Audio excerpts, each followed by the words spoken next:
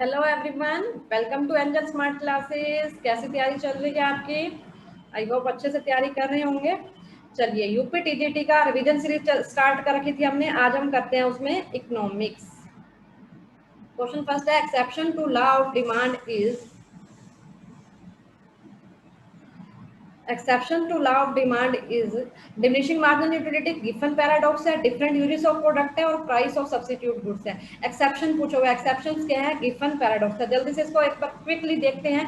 Given जो goods हैं, ये कंसेप्ट दिया था सर रॉबर्ट ने दिया था। उन्होंने यूके में ऑब्जर्व किया था कि ब्रेड के प्राइस बढ़ रहे हैं, फिर भी उसकी डिमांड कम नहीं हो रही, उसके प्राइस बढ़ रहे हैं। अपनी ऑब्जर्वेशन के बेस पे उन्होंने ये कंसेप्ट दिया था, उसी के नाम पे इसको गिवन गुड्स कहते हैं। ये लॉ ऑफ डिमांड से उल्टा चलता है। लॉ ऑफ डिमांड क्या कहता है? लॉ ऑफ डिमांड कहता है प्राइस इंक्रीज डिमांड डिक्रीज, जबकि ये गिवन गुड्स में केस में क्या होता है? प्राइस इंक्रीज हो रहे हैं, फिर भी क्या हो रही है? डिमांड इंक्रीज हो रही है। अब है exceptions to law of demand. कौन कौन से एक्सेप्शन है? एक तो गिवन गुड्स हो गया, इसके अलावा और कौन से हैं? Veblen goods. वेबलन गुड्स को article of destruction status symbol goods भी कहते हैं। ये वो गुड्स होती हैं जो बहुत कॉस्टली होती हैं, जिनको रिच पीपल बाय करते हैं। क्यों बाय करते हैं? अपने स्टेटस को शो करने के लिए। तो जैसे प्राइस बढ़ेंगे इनके, तो वो क्या करेंगे? अपनी डिमांड बढ़ा देंगे, ताकि हम लोगों को दिखाएं हमारे पास ये चीज है। जैसे एंटीक पीस हो गए, कोई महंगी पेंटिंग्स होगी, वो होती हैं Veblen goods. Highly essential goods, जो बहुत इंपॉर्टेंट गुड्स हैं, जैसे कोरोना के काल में जब पीक पे था कोरोना, आपने देखा होगा ऑक्सीजन सिलेंडर के प्राइस क्या हो गए थे? बहुत इंक्रीज हो गए थे, फिर भी डिमांड कम नहीं हुई थी, लोग फिर भी डिमांड कर रहे थे। क्यों? क्योंकि लोगों की लाइफ का क्वेश्चन हो गया था भाई। कुछ लोगों ने ये भी किया था कि अपने घर पे उनको सिलेंडरों को सेव कर लिया था, ताकि इमरजेंसी हो, उन्हें प्रॉब्लम नहीं हो। तो हाई प्राइस पे भी डिमांड कम नहीं हुई थी। वो तो किस गुड्स में आ गया? हाईली एसेंशियल गुड्स में। गिवन गुड्स हमने कर लिया। इग्नोरेंस, कुछ लोग ये समझते हैं कि प्राइस ज्यादा महंगी चीज है तभी अच्छी है, अगर प्राइस कम है तो इसका मतलब वो अच्छी नहीं है। ठीक है, तो घटिया क्वालिटी है उसकी, जिसके कारण क्या होता है? प्राइस कम होते हैं तो वो अपनी डिमांड भी क्या कर देते हैं? कम कर देते हैं। कॉमोडिटी विद स्पेशल ब्रांड, किसी को अगर ब्रांड की हैबिट पड़ चुकी है ना, तो वो प्राइस बढ़ने पे भी उसकी डिमांड करेगा। किसी को हैबिट है यूएस पोलो की टी शर्ट डालनी है, तो वो उसी की ही डालेगा, चाहे कितना ही प्राइस क्यों ना हो जाए। जैसे ड्रिंक, कुछ लोगों को हैबिट ही पड़ गई ड्रिंक करने की, हैबिट भी इसी में आ जाएगा, हैबिट ही पड़ गई है, तो भाई वो नहीं मानेगा। वो प्राइस बढ़ भी जाए ना उसके, फिर भी वो क्या है, कैसे ना कैसे करके वो उसको यूज करेगा। Exception of rise in fall in price, अगर हमें लग रहा है फ्यूचर में प्राइस कम हो जाएंगे, तो हम आज कम प्राइस पे भी डिमांड नहीं करेंगे, क्योंकि फ्यूचर में लग रहा है और प्राइस कम हो जाएंगे तो हम जब ही लेंगे। ठीक है, तो हम डिमांड अपनी पोस्टपोन कर देते हैं। तो इसमें डिमांड कर्व कैसे बनता है? नॉर्मली तो डिमांड कर्व बनता है ऐसे, डाउनवर्ड स्लोपिंग। एक्सेप्शन के केस में कैसे बनेगा? प्राइस बढ़ने पे भी डिमांड बढ़ रही है, अपवर्ड स्लोपिंग, अपवर्ड। ठीक है, और एक क्या होता है? रीजन। लॉ ऑफ डिमांड क्यों अप्लाई होता है, यानी कि प्राइस बढ़ते हैं तो डिमांड कम क्यों होती है? एक है law of diminishing marginal utility, अगर मेरी मार्जिनल यूटिलिटी डिमिनिश हो रही है तो मैं कम प्राइस को उस चीज को लूंगी, महंगे पे नहीं लूंगी। सब्सटीट्यूशन इफेक्ट, कोई दो गुड्स हैं टी और कॉफी, सब्सटीट्यूशन गुड्स कहते हैं टी और कॉफी। अगर एक के प्राइस बढ़ गए तो हम डिमांड कम कर देंगे, क्यों? हमारे पास तो ऑप्शन है। एडिशनल कस्टमर, एडिशनल, अगर चीज सस्ती होगी, जो लोग पहले नहीं बाय कर रहे थे क्योंकि वो महंगी थी, अब सस्ती होने के कारण वो भी क्या करेंगे? बाय करेंगे। ठीक है, क्योंकि वो सस्ती होगी तो डिमांड बढ़ जाती है। इनकम इफेक्ट, कोई चीज सस्ती होगी, ठीक है, तो हम उसको ज्यादा डिमांड कर सकते हैं। जैसे मैं ले रही थी 40 रुपीज में, 40 रुपीज में मैं 2 एप्पल ले रही थी, 2 एप्पल ले रही थी 40 रुपीज में। ठीक है, अब एप्पल के प्राइस हो गए डाउन। ठीक है, 20 रुपीज का देखो, 40 रुपीज में 2 एप्पल, यानी कि 20 रुपीज का एक एप्पल है। ठीक है, अब एप्पल के प्राइस हो गए डाउन, अब 10 रुपीज का एप्पल हो गया। ठीक है, अब क्या हो गया? 10 रुपीज का, मेरे पास इनकम 40 ही है, अब 10 रुपीज का हो गया, मैं 4 एप्पल्स ले सकती हूँ। तो मैं अपनी डिमांड बढ़ा सकती हूँ, क्योंकि मेरी रियल इनकम बढ़ गई। डिफरेंट यूजेस, जैसे मिल्क है, मिल्क को डिफरेंट डिफरेंट यूजेस में लगा सकते हो। हम डॉग को दे सकते हैं, कैट को सस्ता हो गया तो कैट को भी दे रहे हैं, हम डॉग को भी दे रहे हैं, हम कर्ड भी बना रहे हैं, बच्चों को भी दे रहे हैं, बड़े भी पी रहे हैं, चाय भी बना रहे हैं, सब काम हो रहा है। जैसे ही महंगा हो जाएगा, बहुत गुड्स महंगा हो गया ये मिल्क, तो हम इंपॉर्टेंट यूजेस में चीज को लगाएंगे, हम डिमांड कम कर देंगे प्राइस बढ़ेंगे तो इसमें कैसा बनता है ये सभी को पता ही है। ठीक है, उसके बाद है movement along the demand curve for soft drink. Movement, दो चीजें होती हैं, एक होता है movement along the demand curve और एक होता है शिफ्ट इन डिमांड कर्व। अब देखो देखो शिफ्ट ऑफ डिमांड और मूवमेंट। मूवमेंट जो होती है, मूव कर रही है चीज को, ठीक है, या तो ऊपर मूव कर रही है या नीचे मूव कर रही है। देखो there is a change in quantity demanded. Movement क्यों होगा? मूवमेंट जो होता है चेंज इन प्राइस, उसी गुड्स के, ध्यान से सुना, उसी गुड्स के प्राइस में चेंज होने के कारण मूवमेंट होगा। या कह सकते हो चेंज इन क्वांटिटी डिमांडेड कैसे होता है, चेंज इन क्वांटिटी डिमांडेड कैसे होगा, उसी गुड्स के प्राइस में चेंज होने के कारण, ठीक है, उसी गुड्स के प्राइस में चेंज होने के कारण। जबकि शिफ्ट कैसे होगा, शिफ्ट प्राइस उसी गुड्स के प्राइस की वजह से नहीं होगा, बाकी अदर फैक्टर की वजह से, ठीक है, अदर फैक्टर, सब्स्टिट्यूट गुड्स के कारण, इनकम कम ज्यादा के कारण, पॉपुलेशन कम ज्यादा के कारण, ये पकड़ता है अदर फैक्टर्स को, शिफ्ट पकड़ेगा अदर फैक्टर्स को, और मूवमेंट पकड़ता है उसी गुड्स के प्राइस को, ओन ओन गुड्स का प्राइस, ठीक है। मूवमेंट क्या करेगा, ओन गुड्स के प्राइस की वजह से होगा। इसमें एक ही डिमांड कर्व बनता है, इसमें 2 डिमांड कर्व बनेंगे, ठीक है।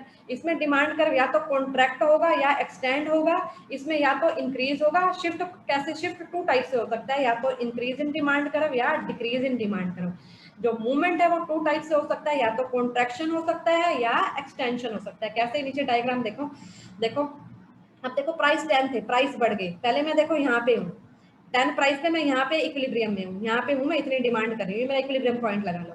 प्राइस बढ़ गए, 10 से 12 हो गई, तो मैंने अपनी डिमांड देखो यहाँ से यहाँ कर दी, डिमांड मैंने कम कर दिया, तो इसको कहते हैं कॉन्ट्रैक्शन। अब प्राइस डिक्रीज हो गई, तो मैंने अपनी डिमांड यहाँ से यहाँ कर दी, बढ़ा दी, इसको कहते हैं एक्सटेंशन। यानी कि देखो एक ही डिमांड कर्व पे है, अगर आप यहाँ जा रहे हो, ऊपर की साइड जा रहे हो तो कॉन्ट्रैक्शन हो गया, अगर आप नीचे की साइड आ रहे हो, डाउनवर्ड आ रहे हो, तो वो हो गया एक्सटेंशन। एक और क्वेश्चन बन गया, एक्सटेंशन में क्या होता है, हम डाउनवर्ड शिफ्ट करेंगे, डाउनवर्ड मूव करते हैं, शिफ्ट नहीं मूव करते हैं, डाउनवर्ड एक्सटेंशन में डाउनवर्ड, और कॉन्ट्रैक्शन में हम अपवर्ड मूव कर रहे हैं। अब शिफ्ट देखो, अब प्राइस चेंज नहीं हो रहे, किसी और रीजन से, इनकम की वजह से मेरी इनकम बढ़ गई, प्राइस तो वही है, मैंने अपनी डिमांड बढ़ा दी, मेरी इनकम बढ़ गई, मैंने डिमांड बढ़ा दी। भाई आपके पास 1 करोड़ आ गया, अब आप गाड़ी भी ले आओगे, अपना घर भी ले लोगे, ब्रांडेड ड्रेसेस भी, अपनी डिमांड बढ़ा दोगे, प्राइस वही है बट आपकी इनकम बढ़ गई है, तो उसकी वजह से आपने डिमांड बढ़ा दी, तो वो शिफ्ट हो जाएगा।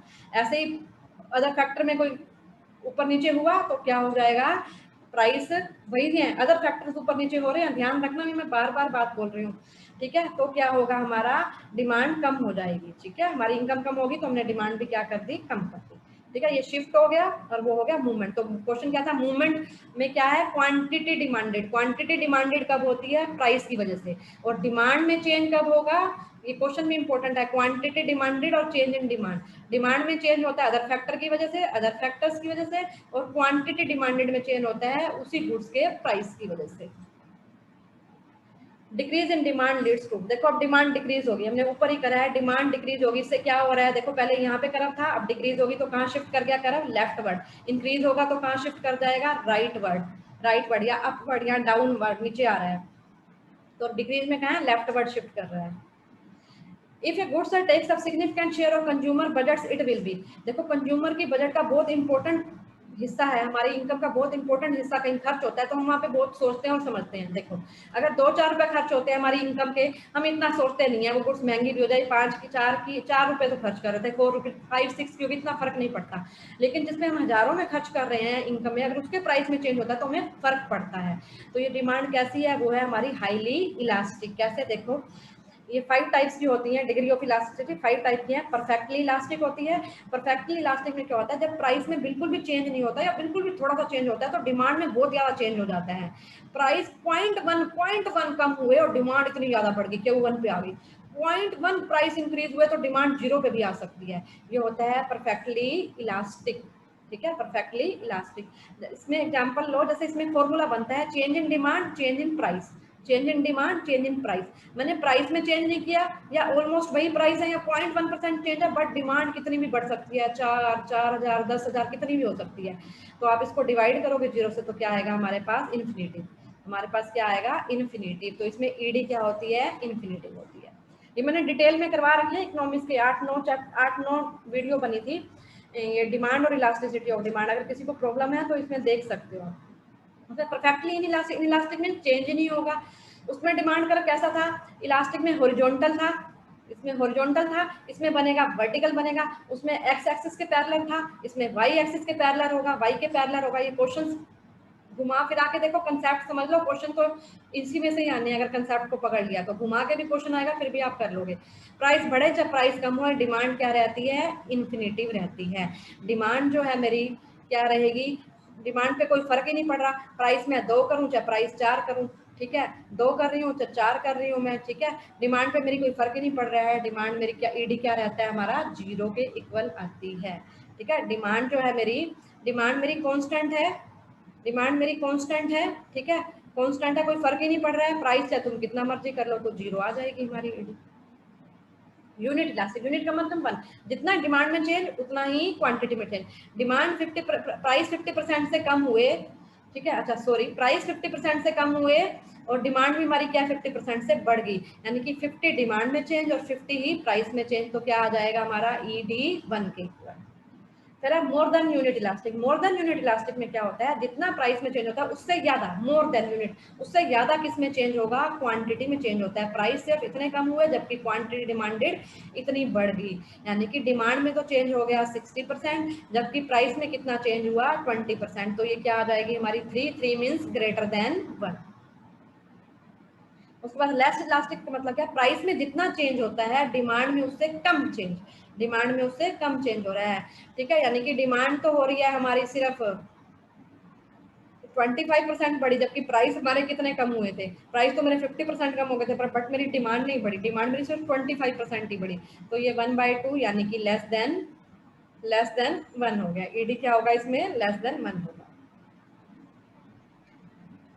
The elasticity of demand at the mid point on straight line demand करो, मिड पॉइंट की बात कर रहा है, स्ट्रेट लाइन डिमांड करो तो क्या आएगा इसमें, मिड पॉइंट पे इक्वल टू 1, कैसे, ये देखो, देखो ये मिड पॉइंट है, इसमें सिर्फ आपको ये कंसेप्ट पकड़ना है, कंसेप्ट क्या कहता है, lower segment divided by upper segment, पहले एल आता है फिर यू आता है ना, ठीक है, पहले एल फिर यू, लोअर बटे में अपर। देखो अब जैसे मैंने इसको 2 2 मान लेती हूँ, मैंने इसको 2 माना, इसको 2 माना, इसको भी 2 माना और इसको भी 2, अब मिड पॉइंट पे चाहिए मुझे 2 और 2, लोअर सेगमेंट 2 और 2 4, अपर सेगमेंट 2 और 2 4, तो क्या आ गया, 1 आ गई।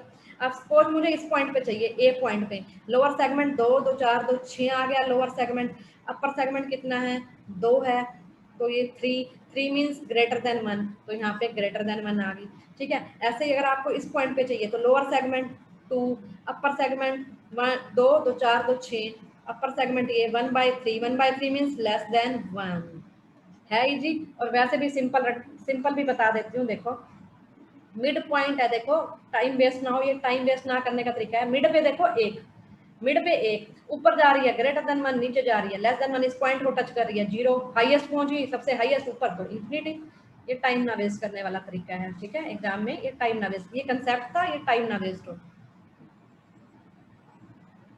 उसके बाद है utility derived from conjunction of an additional unit of a goody, देखो utility drive from additional unit, जैसे मैं 5 ले रही हूँ, 16 ले रही हूँ, फिर 25 ले रही हूँ, तो इनका डिफरेंस देखो, यहाँ पे कितने का डिफरेंस आ रहा है, 11 का आ रहा है, तो मैंने एक यूनिट ज्यादा ली तो कितना डिफरेंस आया 11 का, ये हमारी होती है मार्जिनल यूटिलिटी, ये हमारी क्या है मार्जिनल यूटिलिटी है। Which of the following statement is true, when the total utility is maximum marginal utility 0, total maximum है, टोटल मैक्सिमम मार्जिनल 0, बिल्कुल ठीक, ये पॉइंट ठीक है हमारा।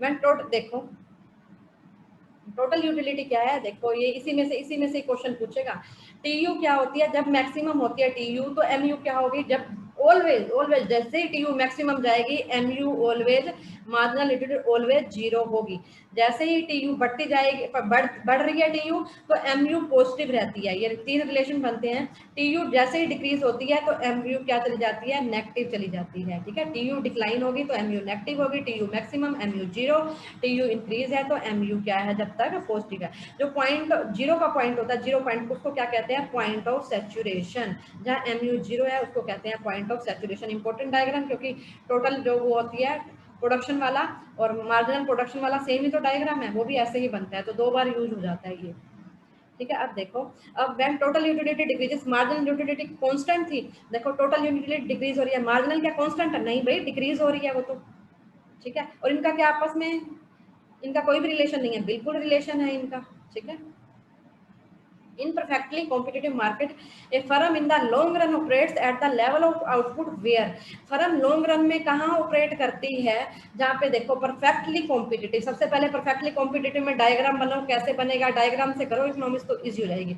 ऐसे बनता है इसमें ए आर एम आर, ये A R is equal to M R is equal to, ये रहते हैं सेम रहते हैं, कैसे बनता है हॉरिजॉन्टल, हॉरिजॉन्टल, ये अभी हमने ऊपर भी बनाया, किस में बनाया था हमने, परफेक्टली इलास्टिक में, यही डिमांड करफ तो बना था परफेक्टली इलास्टिक में, देखो रिपीट है चीजें। देखो अभी वो हमने किया वो वाला मार्जिनल यूटिलिटी, टोटल यूटिलिटी, वो भी रिपीट होगा टीपी एमपी में। ये परफेक्टली इलास्टिक, ये भी रिपीट है, ठीक है। ये परफेक्टली कॉम्पिटिटिव, वहां से परफेक्टली इलास्टिक, यहाँ से वर्ड पकड़ लो परफेक्टली कॉम्पिटिटिव, सेम डायग्राम बनेगा, ठीक है। अब याद भी रह जाएगा आपको। तो इस पॉइंट पे क्या होगा, ये हमारा एसी, ये हमारा एमसी, एमसी एसी, इस पे सारे इस पॉइंट पे क्या होते हैं, जब क्योंकि लॉन्ग रन की बात कर रहे हैं, लॉन्ग रन में फर्म को नॉर्मल प्रॉफिट मिलते हैं, नॉर्मल प्रॉफिट मिलते हैं तो फर्म को यहाँ पे नॉर्मल प्रॉफिट मीन्स ना लॉस ना प्रॉफिट, यहाँ पे आएगी फर्म, सब इक्वल होगा, एआर एमआर एसी सब इक्वल। देखो 3 सिचुएशन है हमारे पास, 4 वैसे तो कई, देखो कुछ ऑथर ये मानता है कि परफेक्ट कंपटीशन मार्केट का पार्ट नहीं है, ये मार्केट नहीं है क्योंकि ये रियल में एग्जिस्ट ही नहीं करती, लेकिन कुछ कहते हैं नहीं ये भी पार्ट है। कुछ कहते हैं मार्केट को बांटते हैं परफेक्ट कंपटीशन और इम्परफेक्ट में, एक परफेक्ट और एक इम्परफेक्ट। इम्परफेक्ट में मोनोपोली, मोनोपोलिस्टिक कंपटीशन, ओलिगोपोली रखते हैं, ठीक है। अब देखो परफेक्ट कंपटीशन क्या है, जिसमें बहुत सारे नंबर होंगे, बायर के भी और सेलर के भी लार्ज नंबर में होगा। मोनोपोलिस्टिक कंपटीशन में भी लार्ज नंबर का होगा। मोनो का मतलब होता है वन सेलर होगा, पोली का मतलब है सेलर, वन का मतलब one seller, poly mean seller, mono means one seller होगा, लेकिन बायर क्या होंगे, बहुत सारे होंगे। प्राइस, इसमें यूनिफॉर्म प्राइस रहता है, इसको वो भी कहते हैं law of one price. Law of one price किसमें मेंटेन रहता है, परफेक्ट कंपटीशन में। इसमें प्राइस जो है यूनिफॉर्म नहीं रहता क्योंकि मोनोपोली है, एक ही बंदा है भैया, वो डिस्क्रिमिनेशन करता है। डिस्क्रिमिनेशन मीन्स किसी को कम प्राइस में देता है, किसी को ज्यादा प्राइस में देता है। और मोनोपोलिस्टिक में क्या होता है, इसमें भी प्राइस नॉट यूनिफॉर्म नहीं रहता है क्योंकि प्रोडक्ट डिफरेंशिएशन होता है। मोनोपोलिस्टिक का एग्जांपल है जैसे टूथपेस्ट, सबकी थोड़ी थोड़ी टूथपेस्ट में डिफरेंस होता है तो प्राइस भी डिफरेंट होते हैं। साबुन में, सबके साबुनों में थोड़ा थोड़ा डिफरेंस होता है तो प्राइस कोई साबुनों के इक्वल रहते हैं, सोप के प्राइस, टूथपेस्ट के प्राइस भी डिफरेंट रहते हैं। अब इसमें क्या आता है सेलिंग कॉस्ट में, इसमें सेलिंग कॉस्ट नहीं, क्योंकि देखो परफेक्ट कंपटीशन में सेम गुड्स होती है, इसमें सेम गुड्स है तो सेलिंग कॉस्ट मींस ऐड वगैरह देने की जरूरत नहीं है। मोनोपोली में अकेला ही बंदा है तो भी ऐड देने की जरूरत नहीं है, बट मोनोपोलिस्टिक कंपटीशन में सेम गुड्स होती है, यहाँ पे बहुत ज्यादा ऐड दी जाती है। ट्रांसपोर्ट कॉस्ट को इसमें नील रहती है, इसमें एग्जिस्ट है, इसमें एग्जिस्ट करेगी। फर्म का डिमांड कर, इसमें परफेक्टली इलास्टिक बनता है, इसमें रिलेटिवली लेस इलास्टिक बनेगा, इसमें रिलेटिवली लेस इलास्टिक बनता है एआरएमआर, इसमें मोर इलास्टिक, इसमें मोर इलास्टिक, ये देखो ये मोर इलास्टिक जा रहा है, ये मोर इलास्टिक, इसमें लेस इलास्टिक। स्लोप डाउन कर, इसमें क्या होगा, स्लोप डिमांड कर का हॉरिजॉन्टल लाइन बन रही है, इसमें डाउनवर्ड स्लोपिंग हो रहा है, इसमें भी डाउनवर्ड स्लोपिंग हो रहा है बट हाईली इलास्टिक है। डाउनवर्ड स्लोपिंग हो रहा है बट हाईली इलास्टिक है। हाईली इलास्टिक, हाईली इलास्टिक का मतलब क्या होता है, हाईली इलास्टिक का मतलब ये होता है अगर आप जरा से भी प्राइस को कम करोगे, हाईली इलास्टिक देखो अगर किसी को नहीं पता, हाईली इलास्टिक का मतलब ये होता है अगर आप प्राइस को कम करते हो तो आपकी डिमांड बहुत ज्यादा बढ़ जाती है। देखो आपने प्राइस को कम किया और आपकी डिमांड बहुत बढ़ गई, वो होता है हाईली इलास्टिक। उसके बाद है प्राइस कंट्रोल, इसमें देखो इसमें प्राइस पे कंट्रोल नहीं रहता, क्यों नहीं रहता, क्योंकि जो इंडस्ट्री होती है एक फर्म होती है, इंडस्ट्री प्राइस मेकर होती है, इंडस्ट्री प्राइस को डिसाइड करती है, इंडस्ट्री प्राइस मेकर है। और फर्म को क्या करना पड़ता है, फर्म टेकर होती है, फर्म प्राइस टेकर। ये इंपॉर्टेंट क्वेश्चन बन रहे हैं सारे के सारे। इंडस्ट्री प्राइस मेकर होती है परफेक्ट कंपटीशन में और फर्म प्राइस टेकर है, जो इंडस्ट्री ने डिसाइड कर दिया फर्म को वो प्राइस लेना पड़ेगा। मोनोपोली भाई अपनी मर्जी है आपकी, आप ही हो, आप प्राइस कितना मर्जी डिटरमाइन कर लो, बट एक ही चीज डिटरमाइन कर सकते हो, या तो प्राइस या आउटपुट। अगर आपने प्राइस डिटरमाइन कर दिया फिर आउटपुट ऑटोमेटिकली हो जाता है, तो प्राइस पे कंट्रोल रहता है। मोनोपोलिस्टिक में पार्शियल कंट्रोल रहता है क्योंकि कॉम्पिटिटर का इम्पैक्ट पड़ता है, लेकिन प्रोडक्ट डिफरेंशिएशन भी होता है तो पार्शियली कंट्रोल रहेगा। नेक्स्ट हमारा था किंग डिमांड कर model of oligopoly war developed by king demand कर, किसने दिया था, वो दिया था स्विजी ने। किंग किसने दिया था, किंग स्विजी। देखो क्या है ओलिगोपोली, ओलिगोपोली, पोली का मतलब सेलर, ओलिगो का मतलब, ओली का मतलब, ओलिगो मीन्स फ्यू, जिसमें कुछ ही सेलर होते हैं, जैसे कार इंडस्ट्री, ऑटोमोबाइल इंडस्ट्री हो गया। इसमें डिमांड कर कैसा बनता है, किंग। इसमें फर्म्स क्या होती हैं, इंटरडिपेंडेंट, अगर एक कार वाले ने प्राइस कम की तो दूसरे वाले को भी सोचना पड़ता है, इंटरडिपेंडेंट होती हैं, और प्राइस एक फर्म के प्राइस का दूसरे फर्म के प्राइस पे इम्पैक्ट पड़ता है। अब डिमांड कर, किंग डिमांड कर क्या है, ऐसे किंग बनता है, देखो यहाँ पे तो क्या है इलास्टिक है ज्यादा, और फिर एकदम क्या हो गया, कम इलास्टिक हो गया, मोर इलास्टिक से लेस इलास्टिक हो गया, तो इसने क्या बना दिया, यहाँ पे किंक बना दिया, कोना बना दिया, किंक बना दिया, इसलिए इसको किंक डिमांड करो कहा जाता है। किसने दिया, स्विजी ने। In which one of the following market situation the practice of price rigidity is found? Important question, price rigidity किस में फाउंड होती है? वो होती है ओलिगोपोली में। प्राइस रिजिडिटी कहाँ होती है? ओलिगोपोली में। डिस्क्रिमिनेटिंग हमने कर लिया, डिफरेंट डिफरेंट प्राइस पे देना, डिफरेंट, एक कस्टमर को कम में दे दिया, एक कस्टमर को ज्यादा में दे दिया, ठीक है, डिफरेंट डिफरेंट प्राइस में देना। The period of time in which the plant capacity can be varied is known as, the period of time plant capacity को आप वेरी मीन्स चेंज कर सकते हो, तो वो कौन सा पीरियड है? वो है हमारा, चेंज कर सकते हो लॉन्ग रन। लॉन्ग रन में देखो, शॉर्ट रन क्या होता है, मेरे पास मेरी स्वीट्स की शॉप है, मेरे पास रसगुल्ले का ऑर्डर आया, ठीक है, मेरी शॉप पे 5 किलो रसगुल्ले पड़े हैं इस टाइम, ऑर्डर आया जी 6 किलो रसगुल्ले दे दो, भाई मेरे पास अभी सिर्फ 5 किलो ही पड़े हैं, अब उसी टाइम आपको चाहिए तो मैं एकदम क्या आपको दे सकती हूँ 5 किलो, नेक्स्ट डे मांगोगे तो दे सकती हूँ। शॉर्ट रन जब टाइम कम होता है तब हम चेंज नहीं कर सकते, मैं एकदम रसगुल्ले बना थोड़ा सकती हूँ शॉप पे, या बनवा थोड़ा सकती हूँ, तो 5 किलो ही मैं दे सकती हूँ, ठीक है। तो ये होता है हमारा शॉर्ट रन, जिसमें आप चेंज नहीं कर सकते। अगर लॉन्ग रन है, अगर वो कहे कि मेरे को 2 दिन बाद चाहिए, 3 दिन बाद चाहिए, ठीक है जी, बिल्कुल मिल जाएगा, आप 5 6 या फिर आप 7 ले लो, 8 ले लो, बिल्कुल बना देंगे, ठीक है। अगर टाइम ज्यादा हो तो हम चेंजेस कर सकते हैं, प्लांट में चेंजेस हो सकते हैं, क्योंकि प्लांट को लाना, लगवाना, सेट करवाना टाइम लगता है, वो लॉन्ग रन की बात है। The relationship between the rate of input of productive services and the rate of output, input और आउटपुट का रिलेशन ही क्या होता है? Production function. इनपुट और आउटपुट का relation production function. When AP increases the marginal product is, देखो जब तक कंसेप्ट नहीं पढ़ोगे ना इनमें कंफ्यूजन हो जाएगी, ऐसे क्वेश्चनों में कंफ्यूजन बहुत करते हैं ये इको के क्वेश्चन ऐसे, ठीक है, इसलिए कंसेप्ट को, डायग्राम को माइंड में सेट कर लो, कभी कंफ्यूजन होएगी ही नहीं।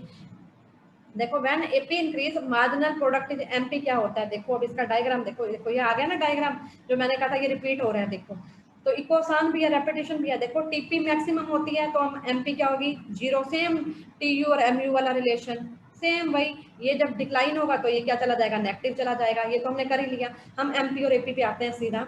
देखो एमपी, ये है एमपी, भाई यहाँ लिख देती हूँ, ये है एमपी और ये है, वैसे नीचे लिखा हुआ है ये है एपी, ठीक है। अब क्वेश्चन को देखो, व्हेन एपी इंक्रीज, एमपी क्या करता है जब एपी इंक्रीज? ये देखो भी एपी बढ़ रहा है, एपी बढ़ रहा है तो एमपी ने क्या किया? एमपी भी बढ़ रहा है भाई, एपी बढ़ रहा है तो एमपी भी बढ़ रहा है, बिल्कुल ठीक है। लेकिन कैसे बढ़ रहा है? उसके ऊपर है तो उससे तेजी से बढ़ रहा है, ठीक। फिर एक पॉइंट पे क्या कर रहे हैं? ये कट कर रहे हैं दोनों, ठीक है, दोनों एक पॉइंट पे, जहाँ ये मैक्सिमम है एपी, देखो वहां कट कर रहा है, जहाँ एपी मैक्सिमम है, एपी मैक्सिमम, वहां ये क्या कर रहे हैं? कट कर रहे हैं।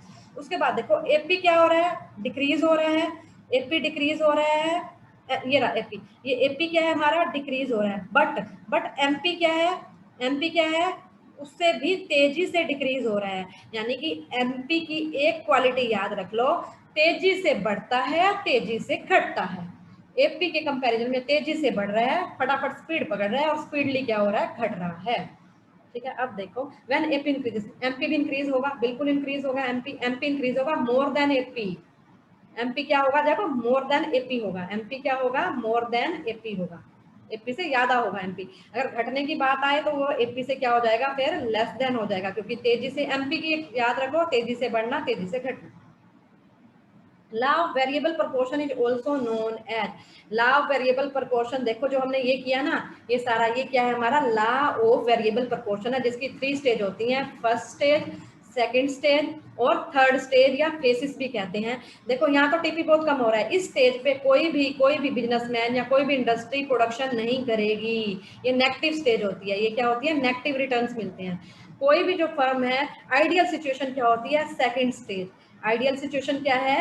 सेकंड स्टेज है आइडियल सिचुएशन। हर फर्म क्या चाहेगी? यहाँ पे मैक्सिमम यूज हो रहा है हर चीज का, ठीक है, क्योंकि यहाँ मैक्सिमम है, टीपी मैक्सिमम यूज हो रहा है हर चीज का, तो सोचेगी हम यहीं पे ही रहें, ठीक है, इस स्टेज को फॉलो करना चाहेगी। ये होती है हमारी फर्स्ट स्टेज, ये है लॉ ऑफ वेरिएबल प्रोपोर्शन। इसके और भी नाम है, law of returns two factor, returns two variable factor, दोनों दोनों, ये क्या है? Both of above. ये तो है रिटर्न्स टू फैक्टर, एक क्या होता है? रिटर्न्स टू स्केल भी होता है एक, रिटर्न्स टू स्केल। इसमें और उसमें क्या फर्क है? इसमें और उसमें क्या फर्क है? इसमें और उसमें ये फर्क है, जो वेरिएबल प्रोपोर्शन है इसमें कुछ ना कुछ फैक्टर हम फिक्स लेंगे। ये शॉर्ट टाइम का होता है, शॉर्ट टाइम का कुछ ना कुछ फैक्टर फिक्स होगा, हम सभी फैक्टर्स को चेंज नहीं कर सकते। ये लॉन्ग टाइम में होता है, इसमें फैक्टर्स को हम क्या कर सकते हैं? वेरिएबल फैक्टर्स होते हैं, अपने अकॉर्डिंग चेंज कर सकते हैं, वेरिएबल फैक्टर्स होंगे इसमें, इसमें कुछ ना कुछ फिक्स रहेगा। यही ये फैक्टर में और स्केल में ये डिफरेंस है। If tea and coffee are substitutes, a fall in the price of tea leads to, if T and coffee, T और कॉफी सब्स्टिट्यूट है, ठीक है। Fall in price of T, T के प्राइस कम हो गए, टी के price कम हो गए, ठीक है, प्राइस कम हो गए तो टी की डिमांड तो बढ़ जाएगी, एक चीज तो ये होगी, टी की डिमांड बढ़ जाएगी, वन थिंग तो ये होगी, टी की डिमांड बढ़ेगी। सेकंड, कॉफी क्या है, सब्स्टिट्यूट है। अब टी के प्राइस कम हो गए, सब्स्टिट्यूट गुड्स है, तो कॉफी की डिमांड क्या हो जाएगी, कम।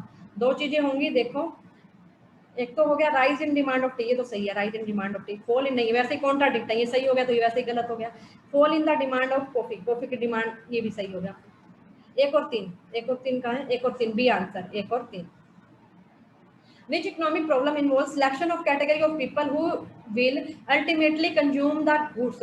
जो कंज्यूम करेंगे अल्टीमेटली कंज्यूमर, तो इकोनॉमिक प्रॉब्लम पूछ रहा है सिलेक्शन करना, ठीक है। इकोनॉमिक्स की प्रॉब्लम होती है ना हमारी, हम हाउ टू प्रोड्यूस, क्या प्रोड्यूस करें, फॉर whom टू प्रोड्यूस, किसके लिए प्रोड्यूस करें, व्हाट टू प्रोड्यूस, क्या प्रोड्यूस करें, ये हमारी प्रॉब्लम्स होती हैं, ठीक है। अब कह रहा है कि एक प्रॉब्लम है हमारी अल्टीमेट कंज्यूमर, अल्टीमेट कंज्यूम करता है गुड्स को, उससे रिलेटेड सिलेक्शन करना है, तो वो क्या होगा, फॉर whom टू प्रोड्यूस।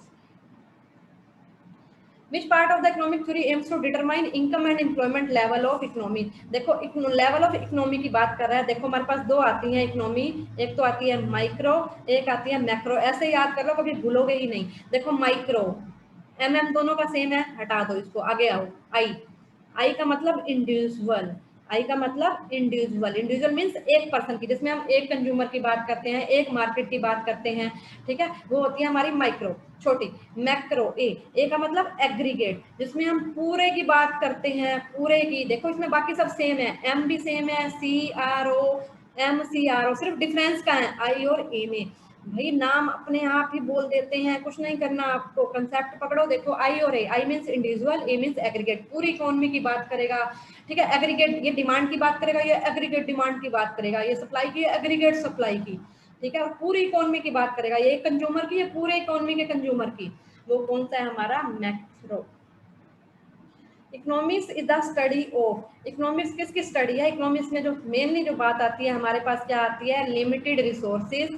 हमारे पास लिमिटेड क्या है, रिसोर्सेज। अगर हमारे पास अनलिमिटेड रिसोर्सेज हो जाए, हमें कुछ सोचना ही नहीं है, फिर क्या सोचना है हमें, सोचते हम क्यों हैं, हमें क्यों सोचना पड़ता है, हम क्या करें क्या नहीं करें, क्या बाय करें क्या नहीं करें, क्योंकि लिमिटेड रिसोर्सेज है। लेकिन हमारी इच्छाएं क्या है, अनलिमिटेड वांट्स है हमारी, वांट, इसको स्कार्सिटी ऑफ रिसोर्सेज भी कह सकते हैं, स्कार्सिटी, स्कार्सिटी ऑफ रिसोर्सेज भी कह सकते हैं, ठीक है। तो इकोनॉमी में हम क्या स्टडी करते हैं, हाउ सोसाइटी, अनलिमिटेड रिसोर्सेज नहीं भाई, लिमिटेड रिसोर्सेज है। How to reduce our wants नहीं भाई, हमारी वांट्स इतनी सारी हैं। हाउ सोसाइटी मैनेजेस, कैसे सोसाइटी अपने स्कार्स रिसोर्सेज को मैनेज करती है, क्यों, क्योंकि उसकी अनलिमिटेड वांट्स है। भाई एक इंपॉर्टेंट टॉपिक, आप टेलीग्राम पे मैसेज कर रहे थे, अपना नाम तो आपने बताया नहीं था, बट मैंने आपका मैसेज देख लिया था। तो देखो थ्योरी ऑफ डिस्ट्रीब्यूशन है, थ्योरी ऑफ डिस्ट्रीब्यूशन जल्दी से करते हैं, थोड़ा सा बेसिक बताऊंगी। डिस्ट्रीब्यूशन, देखो डिस्ट्रीब्यूशन का मतलब क्या होता है हिंदी में, बंटवारा। डिस्ट्रीब्यूशन का क्या मतलब होता है, बंटवारा, ठीक है। बंटवारा, कोई चीज बांट दो, वो डिस्ट्रीब्यूशन है। अब क्या डिस्ट्रीब्यूशन टू टाइप का हो सकता है, एक तो हो सकता है फंक्शनल डिस्ट्रीब्यूशन और एक हो सकता है पर्सनल डिस्ट्रीब्यूशन। पर्सनल डिस्ट्रीब्यूशन क्या होता है, पी से पर्सनल, पी से पर्सन, जो पर्सन से रिलेटेड है, पर्सन की इनकम से रिलेटेड है। जैसे मेरे को इनकम हुई, मैंने अपना घर रेंट पे दिया, मुझे 10,000 इनकम हुई, ठीक है। फिर मेरे को इनकम हुई, मैंने इंटरेस्ट पे पैसे दिए, मेरे को इंटरेस्ट आया 5,000 रुपए। तो पर्सनल डिस्ट्रीब्यूशन में मेरे को कितना डिस्ट्रीब्यूट हुआ, मेरे को 15,000 मिले, चाहे कहाँ से मिले मैटर नहीं करता, मेरी टोटल इनकम कितनी हुई, 15,000 हुई। फंक्शनल, एफ से फंक्शनल, एफ से फैक्टर, देखो एफ से फंक्शनल, एफ से फैक्टर, पी से पर्सनल, पी से पर्सन की इनकम से रिलेटेड है। अब फंक्शनल फैक्टर प्राइसिंग से रिलेटेड है। फैक्टर प्राइस क्या होते हैं आपको पता है, जैसे फैक्टर कौन से होते हैं हमारे, लैंड हो गया, ठीक है, लैंड हो गया, हमारी कैपिटल होगी, कैपिटल होगी हमारी, लेबर होगी हमारी, लेबर होगी। अब देखो लैंड पे क्या जाएगा, रेंट देना पड़ेगा हमें लैंड पे, कैपिटल इंटरेस्ट लेगी, लेबर क्या लेते हैं, वेजेस लेते हैं। अब कितने हमें लेबर रखनी है, कितने वेजेस लेबर रखें हम, उससे ज्यादा लेबर नहीं रखें, ये सब चीजें कौन डिटरमाइन करेगा, ये इसके लिए थ्योरीज बनाई गई हैं, ठीक है। कितनी मैं लेबर लूं और लेबर में ना लूं, कितना पैसा देना है उनको, ये सब डिसाइड करती है हमारी थ्योरीज। वो उस थ्योरी को कहते हैं हम theory of distribution. Theory of distribution means हमने बांटनी है चीजें, कैसे बांटेंगे हम, what determines the prices of factor of production, क्या डिटरमाइन करता है फैक्टर के प्राइसेस को, वो करती है थ्योरी। एक थ्योरी बनी है marginal productivity theory of distribution. Marginal productivity distribution कहती है factor of production should gets reward, उसको रिवॉर्ड मिलेगा अकॉर्डिंग टू कंट्रीब्यूशन। भाई जितना कोई इनपुट, ये इनपुट हो गए लैंड कैपिटल, ये फैक्टर, जितने फैक्टर जितना ये कंट्रीब्यूट कर रहे हैं आउटपुट में, उसके अकॉर्डिंग हम इनको रिवॉर्ड या प्राइस या इनका जो भी है, जैसे कैपिटल पे इंटरेस्ट देंगे। एग्जाम्पल लो, देखो मैंने 5 लेबर लगाई, 5 लेबर लगाई मैंने, 5 लेबर लगाई, उनको मैं सैलरी दे रही हूँ, उन पे मैं खर्चा कर रही हूँ 50 रुपए, खर्चा ये एक्सपेंस लगा लो, उन पे मैं खर्चा कर रही हूँ 50 रुपए। सिंपल लैंग्वेज में ले रही हूँ, वैसे तो इसके टेक्निकल्स अलग हैं। बेनिफिट मिल रहा है मेरे को उससे 60 से। देखो 50, 5 लेबर लगाई, 50 एक्सपेंसेस कर रही हूँ, सैलरी दे रही हूँ, बेनिफिट मिल रहा है 60 रुपए का, फायदा है मुझे 10 रुपए का फायदा, कोई दिक्कत नहीं। फिर मैंने छठी लेबर लगाई, छठी लेबर लगाई, फिर मैं कितने दे रही हूँ, 55 रुपए दे रही हूँ, और मुझे बेनिफिट मिल रहा है, लगा लो अब मेरे को बेनिफिट मिल रहा है 58 का, फायदा हो रहा है मुझे। मैंने और लेबर लगाई, मार्जिनल प्रोडक्टिविटी मीन्स आपने एक्स्ट्रा लगाया, एक्स्ट्रा लेबर लगाई, फिर भी आपको क्या है, फायदा मिल रहा है आपको, ठीक है, 3 रुपीज का फायदा मिल रहा है। लेकिन उसके बाद देखो मैंने 7वीं लेबर लगाई, 7वीं लेबर लगाई, अब मेरे को खर्चा ज्यादा हो जाएगा, मैं 60 रुपए दे रही हूँ, 60 रुपए दे रही हूँ, बट मेरे को बेनिफिट मिल रहा है 57 का। अब मैं, मुझे क्या ये काम करना चाहिए, 60 रुपए मेरा खर्चा है, बेनिफिट 57 का, बिल्कुल नहीं करना चाहिए। तो मार्जिनल और प्रोडक्टिविटी क्या कहेगी, आप यहीं पे ही रुक जाओ, यहीं पे ही आप रुक जाओ, आप इससे आगे नहीं बढ़ो, ठीक है। वैसे तो मैंने यहाँ पे ना क्या लेना चाहिए था, मुझे 55 लगाई मेरे को यहाँ, वैसे मेरे को ना 61 ले लेना चाहिए था, 61 लेना चाहिए था, क्योंकि यहाँ बेनिफिट ज़्यादा मिल रहा है, तो यहाँ 61 लिया मैंने, तो मेरे को 6 का बेनिफिट बस। तो मेरे को और लेबर नहीं लगानी, जैसे ही मैंने और लगाया तो मेरा ये क्या हुआ, बेनिफिट मुझे कम मिल गया, तो मैं यहाँ नहीं लगाऊंगी, ठीक है, 61 कर लो, क्योंकि यहाँ ज़्यादा बेनिफिट है। तो ये होती है हमारी मार्जिनल प्रोडक्टिविटी, किसको कितना दिया जाए ये कैसे डिसाइड होता है, उसकी कंट्रीब्यूशन कितना है, उसका आउटपुट में कितना कंट्रीब्यूशन है। कुछ अजम्पशंस भी ली थी इन्होंने, ऐसे डिमांड इसका वो कर्व भी बन सकता है, जैसे ये मार्जिनल प्रोडक्ट दिखा दिया मैंने, मार्जिनल प्रोडक्टिविटी, यहाँ मैंने लेबर ले ली, यहाँ मैंने लेबर ले ली, अगर मार्केट में इतना रेट चल रहा है, इतना रेट है, ठीक है, तो मैं कितना लूंगी, इतनी लेबर को लूंगी, इतनी लेबर को, अगर मैं ज़्यादा लेबर लूंगी तो मेरी प्रोडक्टिविटी क्या हो जाएगी, फिर कम हो जाएगी, ठीक है। इसकी कुछ अजम्पशंस हैं, कांस्टेंट पॉपुलेशन रहेगी इसमें, अनचेंजिंग टेक्निक रहेगी। देखो भी अगर टेक्निक चेंज हो जाएगी तो फिर फर्क हो जाएगा, फिर तो वैसे ही लेबर एक्स्ट्रा ले रहे हो तो टेक्निक ही चेंज होगी, तो आपका प्रोडक्शन भी बढ़ सकता है। कांस्टेंट अमाउंट ऑफ कैपिटल, ये सारी अजम्पशंस थी, ठीक है। आई होप क्लियर हो गया होगा। अच्छा, अगर आपको एक्स्ट्रा पढ़ना है, इसकी पूरी अगर एक्स्ट्रा पढ़ना है इससे रिलेटेड, तो मेरे को मैसेज कर देना भाई, मैं टेलीग्राम पे 2-4 पेज डाल दूंगी इसके, ठीक है। अगर आपको एक्स्ट्रा पढ़ना है, आपके पास मैटर नहीं है, आप पढ़ना चाहते हो मार्जिनल प्रोडक्टिविटी, तो मैं टेलीग्राम पे डाल दूंगी।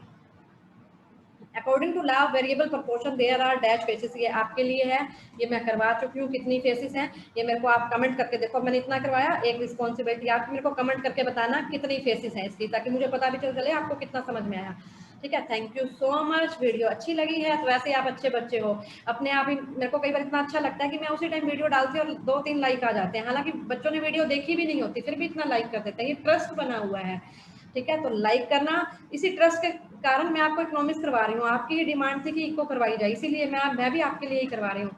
लाइक करना, इसको शेयर करना मैक्सिमम, कमेंट करके बताना वीडियो कैसी लगी। मिलते हैं, जो नए बच्चे हैं भी सब्सक्राइब जरूर कर लो, चैनल को सब्सक्राइब जरूर कर लो, क्योंकि हम इतना सारा टॉपिक करेंगे तो आपको कहीं ना कहीं फ्यूचर में बेनिफिट तो मिलता ही है, ठीक है। तो आप चैनल के साथ जुड़िए, आपको जरूर बेनिफिट मिलेगा। मिलते हैं नेक्स्ट लेक्चर में, तब तक के लिए बाय।